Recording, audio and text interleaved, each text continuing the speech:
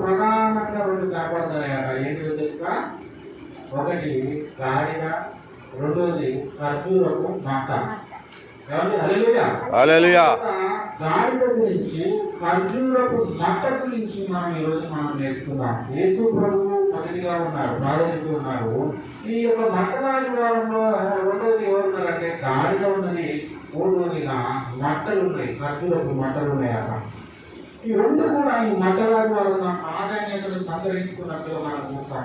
వీటి ద్వారా దేవుడు మనతో ఏమి మాట్లాడుతున్నాడో మనం చూద్దాం. నా ప్రియమైన సోదరుడా, యేసు ప్రభు అంట యెరూషలేములో అడుగు పెట్టక ముందు ఏం చేశాడంటే, బెత్ఫగే అనే ఊరిలో ఉన్నప్పుడట శిష్యులను అందరినీ పిలిచి ఏమన్నారంటే, ఒక ఊరిలో ఒక కట్టబడినటువంటి గాడిద ఉంటుంది, గాడిద పిల్ల ఉంటుంది, వాటిని నా దగ్గరికి తీసుకురండి అని ఆ యొక్క శిష్యులతో యేసు ప్రభు వారు చెప్తున్నటువంటి మాట. ఈ మాట ఉన్నటువంటి ఈ శిష్యులు ఏం చేశారంటే, ఈ శిష్యులందరూ కూడా ఆ ఊరిలోకి వెళ్ళి ఆ గాడిద యొక్క యజమానితో మాట్లాడి ఏమన్నారంటే, ఈ యొక్క గాడిద పిల్ల యేసు ప్రభు కొరకు అవసరమై ఉన్నది కాబట్టి మీరు నాకు ఇవ్వండి అన్నప్పుడు, అదే విధంగా గాడిద పిల్లలు తీసుకొని యేసు ప్రభు వారి దగ్గర తీసుకొచ్చినప్పుడు అక్కడ ఉన్నటువంటి ప్రజలందరూ కూడా ఈ యొక్క గాడిద వస్తుందనే బట్టలు పరిచారట, గాడిద మీద కూడా బట్టలు పరిచారట, ఖర్జూరపు మట్టలను కూడా కిందేశారట, ఖర్జూరపు మట్టలను చేతులతో పట్టుకుంటూ ఓసన్నా ఓసన్నా ఓసన్నా అనుకుంటూ ఆ యొక్క కీర్తనలు చెల్లించారట. ఇది మన అందరికీ తెలిసినటువంటి మట్టరాజు వారి యొక్క ప్రాముఖ్యతను మనం చూస్తాం. అయితే ఈ పండుగ సీజన్లో ఆ రోజుల్లో 2000 సంవత్సరాల నాటి క్రితంలో ఈ యొక్క మట్టరాజు వారి చరిత్ర చెప్తుంది. సుమారు 25 లక్షల మంది ప్రజలు అక్కడ పాల్గొన్నారట. 25 లక్షల మంది యెరూషలేము యొక్క ప్రాకార గోడల చుట్టూ కానీ యేసు ప్రభువును కమ్మేసి సుమారు 25 లక్షల మంది ఓసన్నా చేయమని గాడి మీద బట్టలు వేసుకుంటూ ఈ యొక్క ఖర్జూరపు మట్టలను శుద్ధిస్తూ ఓసన్నా చేయమని అని వారు చెప్తున్నట్టు చరిత్ర చెప్తుంది. నా ప్రియమైన సోదరుడా, అయితే మనం అందరం గమనించినట్లయితే యేసు ప్రభు గాడిద మీదుగా వస్తాడని ఒక ప్రవచనం ఉందట బైబిల్లో మనం చూస్తే. జకర్యా గ్రంథము 9వ అధ్యాయము 9వ వచనంలో మనం చూస్తాం. జకర్యా గ్రంథము 9వ అధ్యాయము 9వ వచనం. జకర్యా గ్రంథము 9వ అధ్యాయము 9వ వచనం మనం అందరం జ్ఞాపకం చేసుకోవాలి. జకర్యా గ్రంథము 9వ అధ్యాయము 9వ వచనంలో నాతో పాటు మీరు అందరూ చదవాలి. జకర్యా గ్రంథము 9వ సీయోను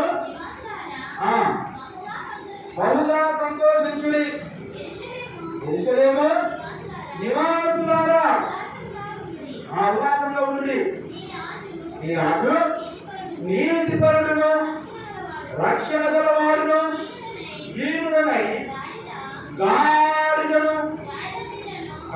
పిల్లను ఎక్కి. హల్లెలూయా.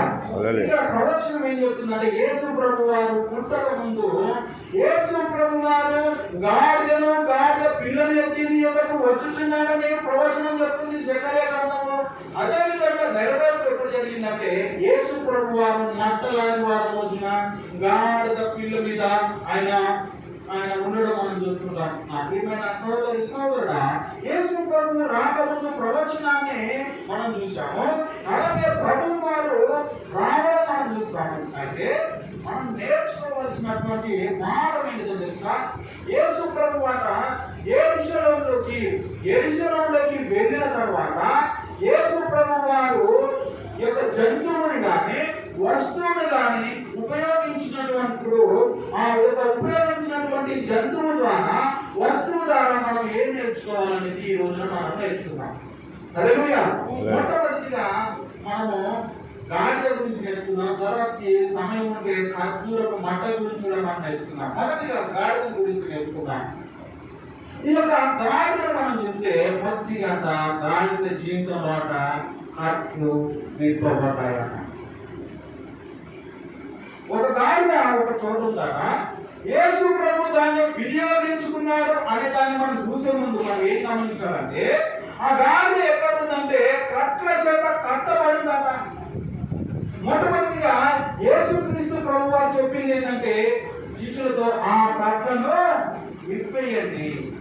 ఆ కట్టను విప్పనండి అని దేవుడు వారితో చెప్తున్నటువంటి మాట. మనము మన యొక్క దేవుడికి ఉన్నటువంటి లక్షణం ఏంటిదంటే, నా ప్రియమైన సోదరి సోదరుడా, బంధకాల నుండి మనల్ని విడిపించాలని, కట్ల నుండి మనల్ని విడిపించాలని అనేది దేవుని యొక్క లక్షణం అనేది మనం చూస్తాం. అయితే మనందరం గమనించాల్సింది ఏంటంటే, మనం అంటే కట్ల అంటే ఏంటిది? అసలు కట్ల అంటే ఏంటిదో తెలుసా? మనము చెయ్యగలిగినటువంటి పనిని కూడా చేయలేకుండా చేసేటువంటి కట్లు. మనము చేతకాని వారంగా చేసేది కట్లు. మనము ఒకరి కింద బందీనముగా ఉండడం, అది కూడా ఒక విధమైనటువంటి మనల్ని కట్లుగా మనం చూడాలి. నా ప్రియమైన సోదరి సోదరుడా, అయితే యేసుక్రీస్తు ప్రభువారు ఈ లోకంలోకి ఎందుకు వచ్చారు తెలుసా? ప్రతి వారి యొక్క కట్లను ఇవ్వడం కోసం యేసు ప్రభువారు వచ్చాడు. అయితే అందుకనే కీర్తనలు 116 కీర్తన 16 వచనంలో మనం చూస్తే, త్వరగా మనం చూద్దాం.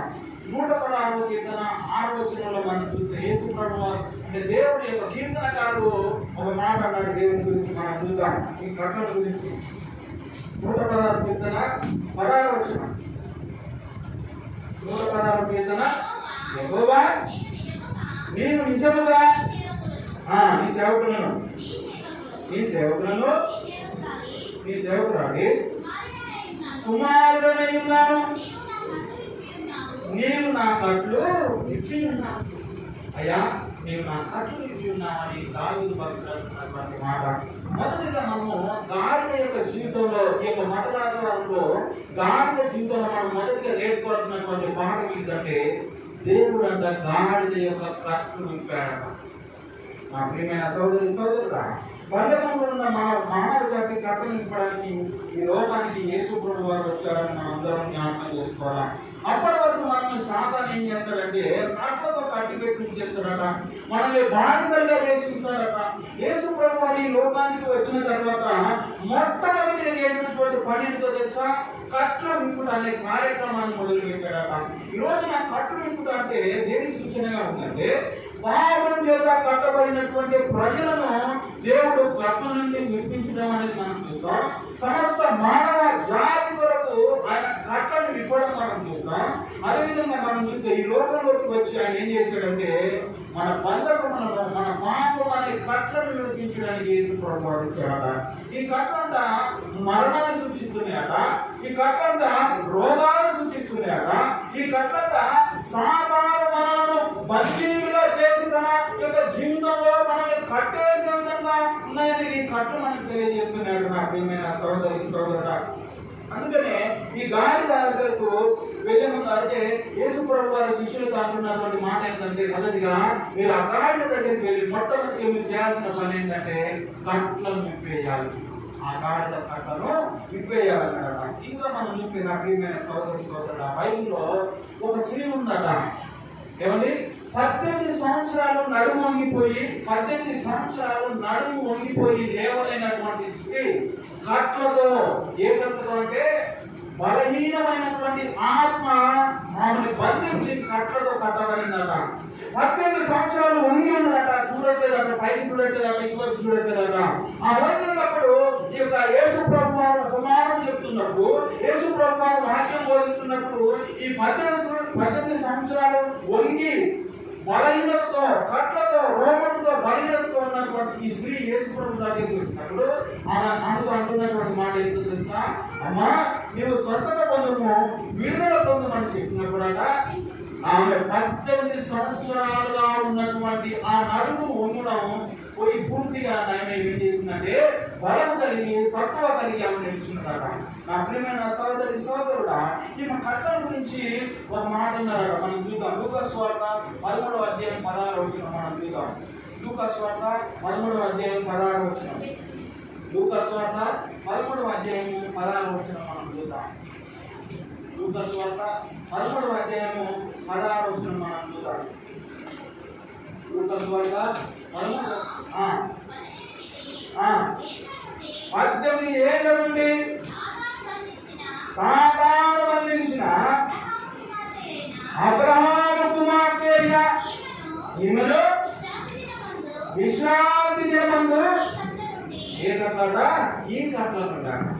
నా ప్రియమైన సోదరి సోదరుడా, 18 సంవత్సరాల నుండి కట్టబడిందట సాతాను చేత. కాబట్టి ఈమెను రక్షించడం ప్రభు అని వారు అన్నప్పుడు యేసు ప్రభు వారు ఆమెను ముట్టి స్వస్థతపరిచాడట. 18 సంవత్సరాలు ఉన్నటువంటి ఆ రోగం ఏంటంటే బలహీనతతో ఉన్నదట, నీరసత్వంతో ఉన్నదట, నడుము వంగిపోయినదట, ఎప్పటికీ లేవలేనటువంటి స్థితిలో సాతాను కట్లు కట్టేశాడట. నా ప్రియమైన సోదరి సోదరుడా, యేసు ప్రభు వారు ఆమె దగ్గరకు వచ్చి ఆమె యొక్క బలహీనత నుండి విడిపించి ఆమెను స్వస్థత పొందించాడు. నా ప్రియమైన సోదరి సోదరుడా, ఇంకా మనం చూస్తే లాజరు యొక్క చనిపోయినప్పుడు లాజరు సమాధి దగ్గరికి వచ్చి లాజరు పైకి వచ్చినప్పుడు అంటున్నటువంటి మాట ఏంటో తెలుసా? లాజరు యొక్క కట్లను విప్పండి అన్నాడట.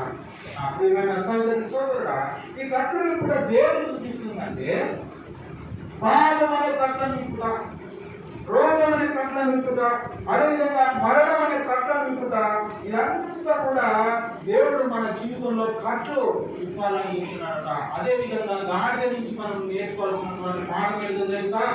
గాడిద ఏం చేసి గాడిద యొక్క కట్లు విప్పబడుతుగా మన జీవితంలో కూడా మన పాపాలు, మన కష్టాలు, మన నష్టాలు, మనం అన్నింటినీ సైతం దేవుడు కట్ల నుంచి విడిపించేగల దేవుడు అని మనం అందరం కూడా జ్ఞాపకం చేసుకోవాలని దేవుడు కోరుకుంటున్నాడు. ఈ రోజు మనం చూస్తే ప్రపంచం అంతా దేవుని ఎందుకు సూచిస్తుంది? ప్రపంచం అంతా దేవుని ఎందుకు సూచిస్తుందంటే సూచిస్తుందో తెలుసా?